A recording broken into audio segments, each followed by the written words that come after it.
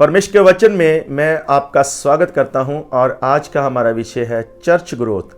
कलीसिया कैसे उन्नति करे, इस बात को हम सीख रहे हैं और ये हम सीख रहे हैं सबसे पहली कलीसिया से।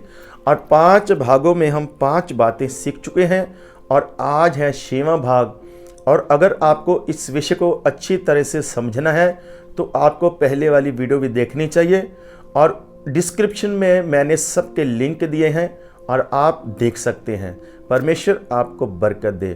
और आज हम सीखेंगे एक मन के विषय में, जो पहली कलीसिया थी और जिसमें एक खूबी थी कि वो कलीसिया एक मन थी। आइए हम बाइबल में से पढ़ते हैं और विचार करते हैं। जब हम पढ़ते हैं प्रेरितों के काम 2 बाब उसका 46 वचन में ऐसे लिखा है, और वे प्रतिदिन एक मन होकर मंदिर में इकट्ठे होते थे और घर घर रोटी तोड़ते हुए आनंद और मन की सिधाई से भोजन किया करते थे। यहाँ पर लिखा है कि वो प्रतिदिन एक मन होकर मंदिर में इकट्ठे होते थे। ध्यान देना, एक मन होकर। ये कलीसिया इसलिए बढ़ रही है कि बहुत सारी खूबियाँ होने के साथ साथ इनमें एक खूबी है कि ये कलीसिया एक मन है। एक वचन हम और पढ़ेंगे, प्रेरितों के काम 1 बाब उसका 14 वचन। ये सब कई स्त्रियों और यीशु की माता मरियम और उसके भाइयों के साथ एक चित्त होकर प्रार्थना में लगे रहे। जब प्रभु यीशु मसीह स्वर्ग में उठाए गए तो प्रभु यीशु मसीह के पास तकरीबन 120 के करीब लोग थे, जिनमें प्रभु यीशु मसीह की माता भी थी और भाई भी थे और शागिर्द भी थे और भी बहुत सारे लोग थे। तकरीबन सब मिलके 120 के करीब। और परमेश्वर ने उनको कहा, जब तक सामर्थ हासिल ना करो तब तक यरूशलेम से बाहर मत जाओ। और वो एक चुबारे में इकट्ठे होकर प्रार्थना करने लगे। और बाइबल कहती है कि वो प्रार्थना एक चित्त होकर करते थे, एक मन होकर करते थे।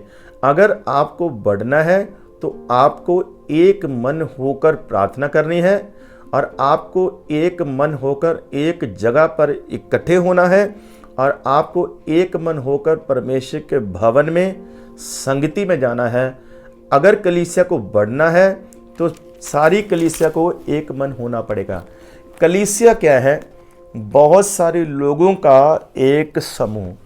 मतलब कलीसिया में बहुत सारे लोग हो सकते हैं। कलीसिया शुरू होती है 2 या 3 से और 2-3 से कलीसिया हजारों और लाखों में बढ़ सकती है। लेकिन जो कलीसिया है बहुत सारे लोगों का एक समूह है। और फिर कलीसिया को झुंड बोला गया है और झुंड छोटे से शुरू होता है और वो बढ़ सकता है। फिर कलीसिया को एक इमारत बोला गया और बहुत सारी चीज़ों से मिलकर एक इमारत बनती है। फिर कलीसिया को परमेश्वर का मंदिर बोला गया और बहुत सारी चीज़ों को मिलाकर, बहुत सारी वस्तुओं को मिलाकर मंदिर बनता है। फिर बाइबल में कलीसिया को प्रभु यीशु मसीह की देह बोला गया और बहुत सारे अंगों से मिलकर एक देह बनती है। लेकिन बाइबल कहती है कि हम जितने भी हैं हम प्रभु यीशु मसीह के अंग हैं, लेकिन प्रभु यीशु मसीह सर हैं। अब अगर देह को तरक्की करनी है तो उसको सर के अनुसार चलना पड़ेगा और सारे निर्देश जो है वो मन से आते हैं, सर से आते हैं। तो ये कलीसिया क्यों बढ़ रही थी? क्योंकि ये कलीसिया एक मन थी। एक आयत मैं और आपके बीच में रखना चाहूँगा, प्रेरितों के काम 5 उसका 12 और 13 वचन। प्रेरितों के हाथों से बहुत चिन्ह और अद्भुत काम लोगों के बीच में दिखाए जाते थे और वे सब एक चित्त होकर सुलेमान के ओसारे में इकट्ठे हुआ करते थे। यहाँ पर लिखा है कि शागिर्दों के हाथों से बहुत ही अद्भुत काम होते थे, बहुत ही चिन्ह और चमत्कार होते थे। कारण क्या बताया? कारण ये बताया कि वो सब लोग एक चित्त थे, एक मन थे। अगर कलीसिया एक मन होकर प्रार्थना करेगी, अगर कलीसिया एक चित्त होगी तो उस कलीसिया में अद्भुत काम भी होंगे, बड़े बड़े चिन्ह और चमत्कार भी हो सकते हैं। प्रभु यीशु मसीह ने अपने लोगों के साथ एक बहुत ही बड़ा वायदा किया है। मत्ती की इंजील 18 बाब उसकी 18 आयत में ऐसे लिखा है, मैं तुमसे सच कहता हूँ, जो कुछ तुम पृथ्वी पर बांधोगे वह स्वर्ग में बंधेगा, और जो कुछ तुम पृथ्वी पर खोलोगे वह स्वर्ग में खोला जाएगा। फिर मैं तुमसे कहता हूँ, यदि तुम में से 2 जन पृथ्वी पर किसी बात के लिए एक मन होकर, इस बात पर थोड़ा ध्यान दें, एक मन होकर मांगे तो वह मेरे पिता की ओर से जो स्वर्ग में है उनके लिए हो जाएगी। क्योंकि जहाँ 2 या 3 मेरे नाम पर इकट्ठा होते हैं वहाँ मैं उनके बीच में हूँ। प्रभु यीशु मसीह ने वायदा किया, जहाँ भी मेरे नाम में 2 या 3 जमा होते हैं मैं उनके बीच में हूँ। लेकिन प्रभु कब उनके बीच में है? जब वे 2 या 3 एक मन होकर इकट्ठे हुए हैं और एक मन होकर विनती करते हैं। तो प्रभु यीशु मसीह ने कहा, मेरा पिता जो स्वर्ग में है, मेरे पिता की ओर से उस प्रार्थना को सुना जाएगा और ऐसे ही किया जाएगा। सब बोलिए हालेलुया। और यहाँ पर लिखा है, जो तुम धरती पर बांधोगे। ध्यान देना, इस बात पर थोड़ा समझाना चाहता हूँ। जो तुम, यहाँ पर तुम शब्द आया है, यहाँ पर तू नहीं आया है कि जहाँ तू बांधेगा, यहाँ तुम बांधोगे। ज़्यादा लोगों को कह रहा है। वहाँ पर जो लोग सब इकट्ठे हैं, प्रभु यीशु मसीह उनको एकता सिखाना चाहता है, इकट्ठे रहना सिखाना चाहता है। इसलिए प्रभु ने कहा, जो तुम धरती पर बांधोगे वो आसमान पर बांधा जाएगा, जो तुम धरती पर खोलोगे वो आसमान पर खोला जाएगा। मिलकर विनती करने के लिए और मिलकर मांगने के लिए ये अधिकार बहुत बड़ा अधिकार है, लेकिन ये अधिकार किसी एक व्यक्ति को नहीं है।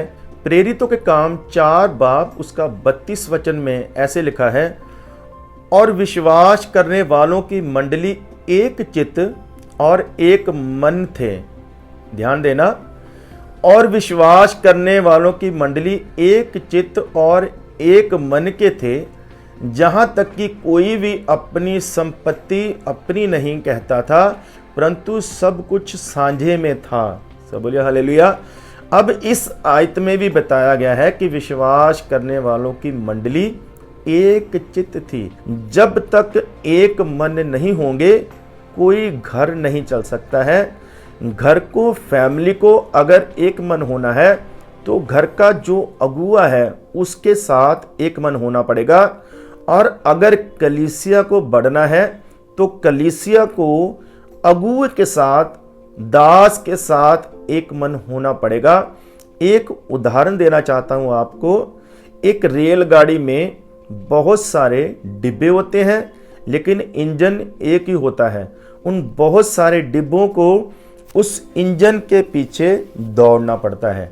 इंजन क्या है? एक पावर है, एक ताकत है जो सैकड़ों डिब्बों को भी खींच सकता है। लेकिन जब इंजन चलता है तो हाँ, उसे थोड़ा जोर लगाना पड़ता है। लेकिन जब गाड़ी चल जाती है तो सिर्फ इंजन नहीं दौड़ता है, डिब्बे भी दौड़ते हैं और फिर गाड़ी स्मूथली चलती है। और ध्यान दीजिए, इंजन सिर्फ खींचता है, वो ताकत है, वो पावर है, लेकिन जो बोझ है वो डिब्बे उठाते हैं। तो अगर रेलगाड़ी को अपनी मंजिल तक पहुंचना है तो उन सबको इकट्ठे होकर इंजन के पीछे चलना पड़ेगा और वो अपनी मंजिल को हासिल करेंगे।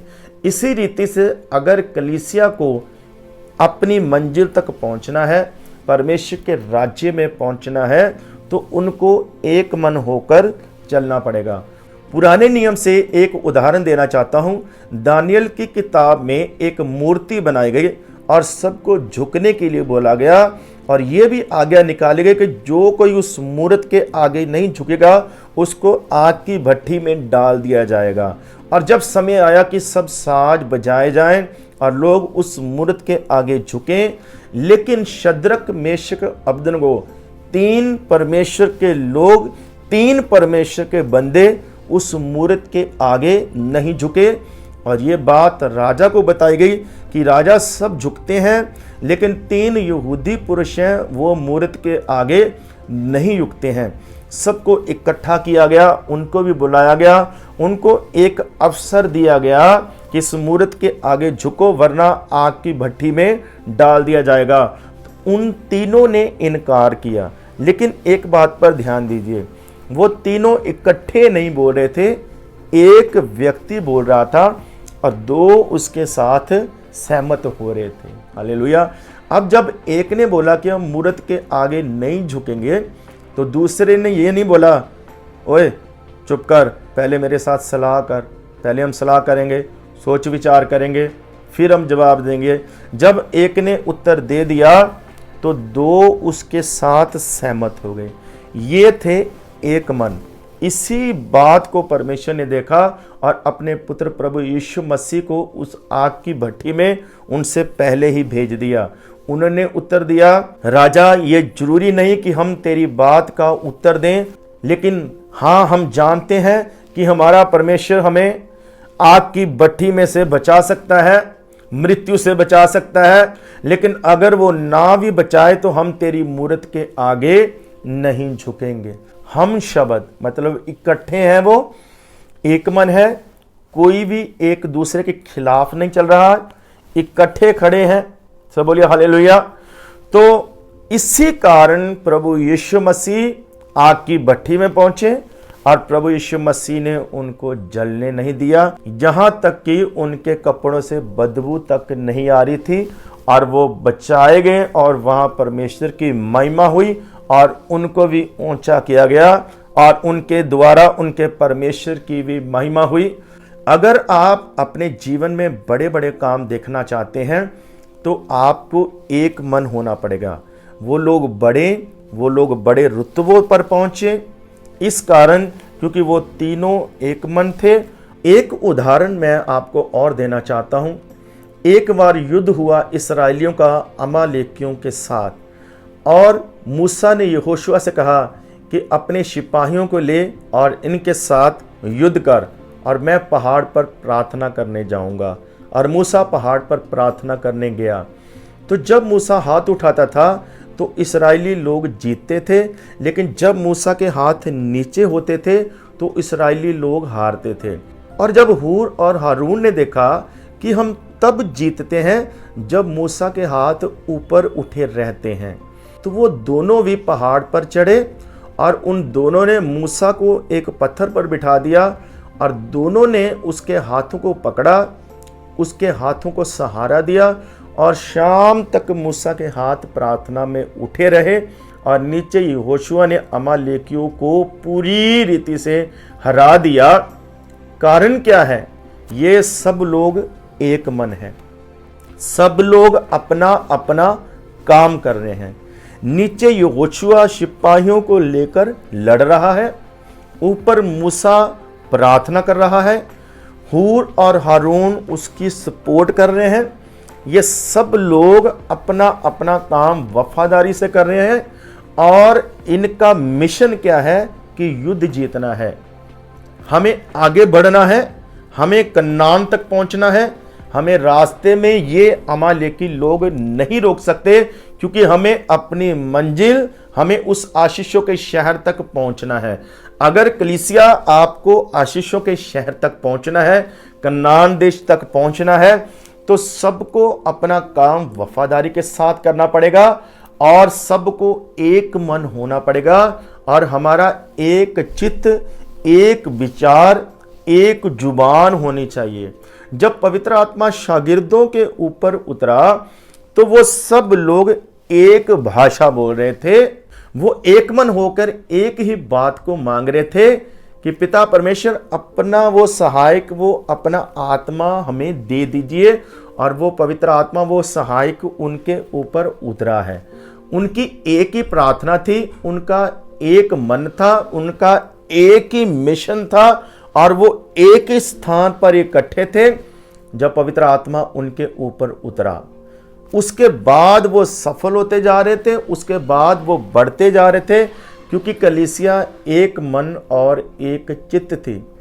प्रभु यीशु मसीह ने जब भी किसी को भेजा तो दो दो करके भेजा, प्रभु ने अकेला अकेला किसी को नहीं भेजा। तो बाइबल कहती है एक से दो अच्छे हैं और रस्सी अगर तेहरी हो तो वो टूटती नहीं। अगर हमें ताकत चाहिए तो हमें एक मन होना पड़ेगा।